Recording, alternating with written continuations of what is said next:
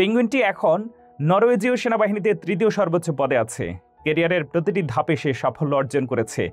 অসামান্য সেবা আর অনুকরণীয় আচরণের জন্য পুরস্কারসহ sir Nils penguin Norwegian King's গার্ডের কাছে খুবই সম্মানিত।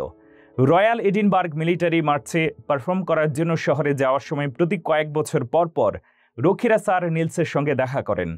এডিনবার্গ চিড়িয়াখানায় প্রাণী দলের দলনেতা এলিসন ম্যাকলিন বলেন, যখনই কিংস গার্ড স্যার নিলসকে পরিদর্শনে আসে তখনই পেঙ্গুইনটি যা করে তা আসলেই চমকপ্রদ। পেঙ্গুইনটি হট্টগোল পছন্দ করে।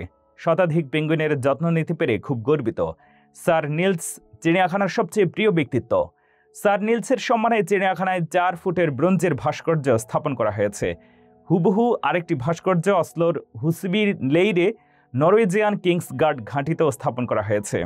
গিনেস ওয়ার্ল্ড রেকর্ডসের সম্পাদক in chief Craig Glenday sir নিলসের রেকর্ড আপডেট করতে এবং তাকে একটি চকচকে নতুন সনদপত্র উপহার দিতে চিড়িয়াখানা পরিদর্শন করেছেন।